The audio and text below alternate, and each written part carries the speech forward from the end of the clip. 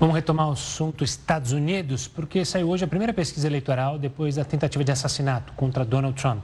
Para falar mais sobre o assunto, a gente recebe o professor de Relações Internacionais da ESPM, Leonardo Trevisan, que vai trazer mais detalhes sobre o cenário político no país. Trevisan, uma ótima noite. Obrigado mais uma vez pela delicadeza em atender a gente para falar sobre esse assunto. Trevisan, o que a gente pode analisar? Se esperava alguns que haveria uma diferença, ou seja, a imagem messiânica de Trump poderia fazer com que ele vencesse as eleições de maneira mais fácil, digamos assim. Isso foi de uma maneira errada dos analistas? Como que você enxerga essa pesquisa? Ou está seguindo o parâmetro que vocês já imaginavam? Olha, a primeira coisa, bom, Gustavo, Renata, boa noite para vocês, boa noite a todos que nos escutam. Sabe, Gustavo, há uma tradição no jogo político norte-americano que, durante o período em que está acontecendo a convenção do partido, isso é tradicional. Há uma subida, uma intensificação na subida de pesquisa, por motivos óbvios, né? Há uma pressão de mídia, todos os recursos de mídia. Se nós olharmos um instante para o que aconteceu nesses últimos dias, o ex-presidente Trump já ocupou bastante espaço de mídia com tudo o que aconteceu com o atentado. Isso foi no sábado. Na segunda-feira, teve início a convenção em Milwaukee, em que o Partido Republicano ocupa também todo o espaço. Não é necessariamente uma surpresa, uma subida de tendência eleitoral num perfil como esse, num jogo como esse. A surpresa fica, talvez, pela intensidade da subida. Ainda que se avaliar se efetivamente nos estados chaves, que são os 7 estados que vão decidir a eleição, se efetivamente há uma intenção tão forte de voto em Trump. Seria uma surpresa. Principalmente porque todos sabem, todos os analistas republicanos e democratas concordam nesse mesmo ponto. Nos estados indecisos, esses eleitores decidem o seu voto de 2 a 3 semanas, às vezes na semana do pleito. Isso já aconteceu em 2020. Não seria uma novidade. Portanto, nós temos que avaliar melhor essa pesquisa, que ela revela, que ela sinaliza uma tendência de forte atenção de mídia para o Partido Republicano, seja pelo atentado, seja pela convenção. Isso é um fato bastante conhecido. Trevisan, levando em consideração isso que você acabou de dizer para a gente, que a popularidade ali do candidato aumenta após a convenção ser realizada, pode ter relação aos democratas que anunciaram hoje, inclusive, que estão querendo adiantar a convenção do Partido Democrata, talvez para aumentar as chances do atual presidente Joe Biden à reeleição? Exatamente, Renata.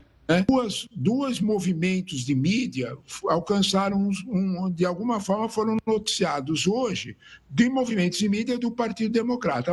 Uma pesquisa virtual com os eleitores inscritos no partido. Vamos lembrar do que é que nós estamos falando, né? Nós estamos falando, como disse o próprio presidente Biden, de 14 milhões de eleitores democratas que fizeram as primárias, em que escolheram 4.100 delegados. Desses 4.100 delegados, mais de 3.900 votaram em Biden.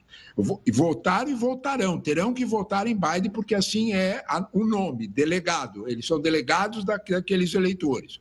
O que é que o partido está tentando fazer imediatamente na semana que vem? Uma pesquisa virtual para confirmar que esses eleitores estão absolutamente fechados com Biden, o que pode efetivamente acontecer, porque esses eleitores são eleitores inscritos que estão olhando para a situação. O segundo ponto é esse que você comentou. Talvez adiantar a convenção republicana que será feita em Chicago, só na primeira semana de agosto, mais cedo, pelo menos 1 ou 2 semanas, exatamente para discutir por mídia, para não deixar o candidato republicano, para usar uma expressão bem nossa e bem brasileira, reinar sozinho nas telinhas. Né? Professor, voltando a falar de Donald Trump e do partido, muito se falou justamente nessa convenção que o que aconteceu com Donald Trump acabou trazendo uma união do partido. Mas eu queria perguntar, de fato, ele está unido o partido? E trago dois elementos para a gente colocar um ponto de interrogação, se é só um discurso ou se de fato é verdade. O primeiro é justamente no discurso de Nikki Haley, que foi adversária fervorosa de Donald Trump. Há um vídeo que aparece em Donald Trump fazendo comentários sobre o que Nikki Haley falava. E o outro comentário é justamente a escolha de um vice que não tem um histórico longo dentro do Partido Republicano e que tem muito mais uma ideologia ligada a Donald Trump. Isso não dá a entender que, na verdade, não há uma união tão grande assim? Excelente pergunta, Gustavo, porque, na verdade, não é? a gente tem uma tendência de imaginar que Trump domina todos os corações e mentes do Partido Republicano. Não é bem assim.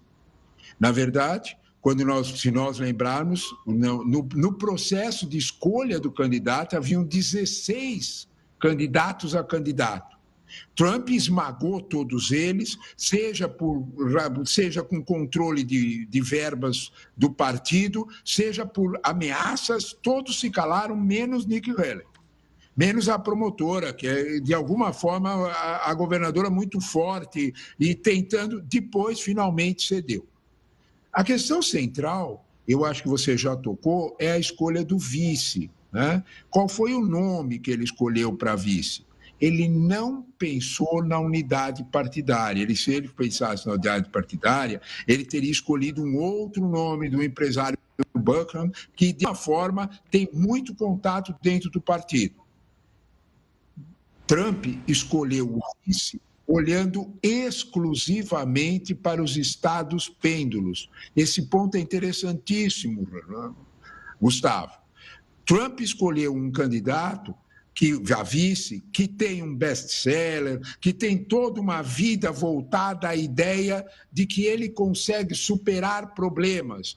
Ele escreveu o livro dele, que fez o best-seller, Era Uma Vez um Sonho, trata exatamente disso, de pessoas que perderam emprego para o mundo digital, de pessoas que conseguiram vencer na vida por seus próprios esforços. Ele está falando com um eleitor mais atingido pelas mudanças econômicas nos Estados Unidos. Homem, branco, entre 30 e 50 anos. Nesses estados decisivos, ele precisava encontrar alguém que falasse com eles. Ele encontrou. Né? James David Vance é exatamente esse perfil, muito jovem, que fala em meritocracia, e Trump o apresentou. Olha que coisa, Renata, Gustavo, olha a tua pergunta é interessante. Trump apresentou esse candidato a vice dizendo o seguinte: ele vai lutar, abre aspas, pelos trabalhadores e agricultores da Pensilvânia, Michigan e Wisconsin, Ohio e Minnesota. Atenção, ele está falando com eles e não com alguém de dentro do partido.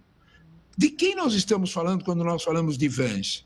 Nós estamos falando de um senador de Ohio, escolhido só e que tomou posse agora em 2023.